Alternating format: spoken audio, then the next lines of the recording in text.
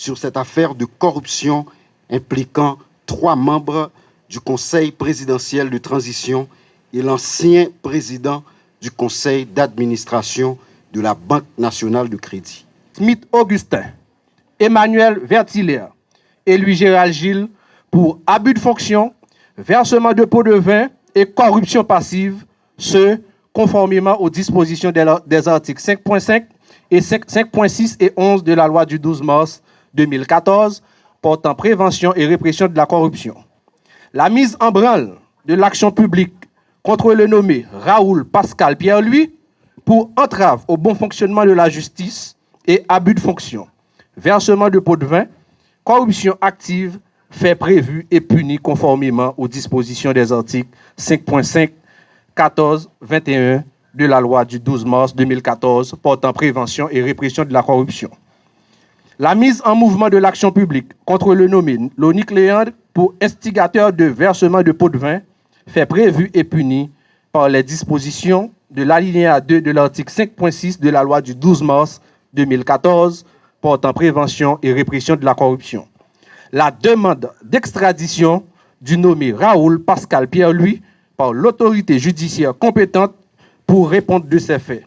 Ce, conformément aux dispositions des articles 14 de la Convention interaméricaine contre la corruption, 43 et 44 et suivants de la Convention des Nations unies contre la corruption, du traité d'extradition entre Haïti et les États-Unis d'Amérique et l'article 1er de la loi du 14 décembre 1912 sur l'extradition des criminels fugitifs. 3 membres du Conseil présidentiel de transition, Smith Augustin, Emmanuel Vertiller et Louis-Gérald Gilles, pour la reconduction de M. Raoul Pascal Pierre-Louis à la présidence du Conseil d'administration de la Banque nationale de crédit.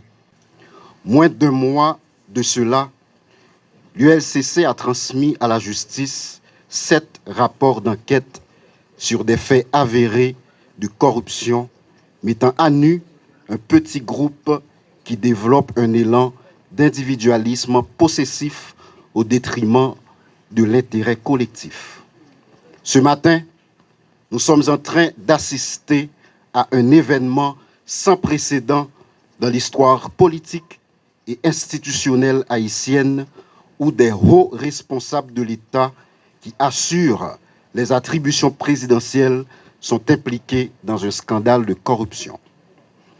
Les conclusions de l'enquête conduite par la commission mandatée à cette fin sont sans équivoque sur des atteintes à la probité de ces personnalités qui sont toutes également des agents publics avec la responsabilité de réduire les inégalités sociales, de permettre le vivre ensemble et de s'assurer du bon fonctionnement des institutions de l'État.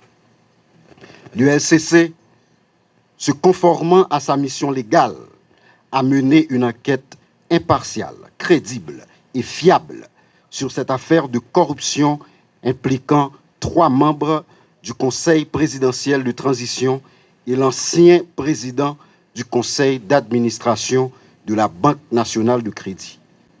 Ce rapport d'enquête que nous publions ce matin, cet après-midi alors, concernant les allégations de sollicitation des 100 millions de gourdes par les membres du Conseil présidentiel de transition est issu de plusieurs mois d'investigation et de documentation de nos enquêteurs expérimentés. Ce travail effectué avec un élan d'objectivité est aussi un plaidoyer pour la bonne gouvernance et l'usage strict de l'intégrité de la gestion de la chose publique. L'ULCC se trouve encore à ce carrefour historique en fonction des enjeux et de l'ampleur des grands dossiers à scandale qu'elle conduit.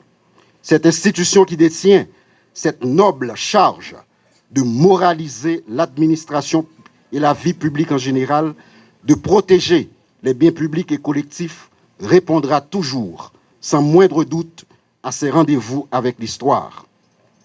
Définitivement, toutes celles et tous ceux qui gèrent les fonds publics ou qui occupent une fonction à forte influence ont désormais des comptes à rendre à la nation.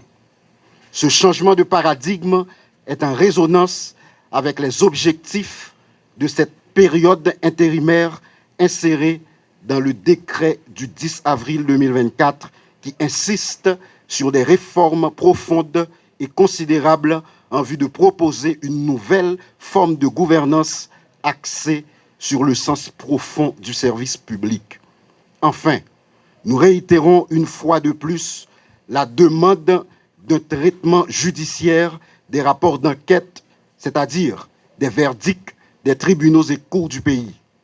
Je veux rappeler que les juges sont appelés à décider en toute indépendance, en priorisant l'intérêt général, en s'efforçant de résister aux forces occultes détentrices d'avoirs importants issus des actes de corruption qu'ils sont tenus de réprimer. L'ULCC demeure une grande alliée de la justice et travaille pour la justice. Chaque journaliste ici présent sortira de ces lieux avec un résumé exécutif de ce rapport d'enquête, comme me l'autorise l'article 9 du décret du 8 septembre 2004 créant l'ULCC. Nous décidons d'impliquer chaque citoyen et chaque citoyenne dans cette quête de bonne gouvernance et de reddition de comptes.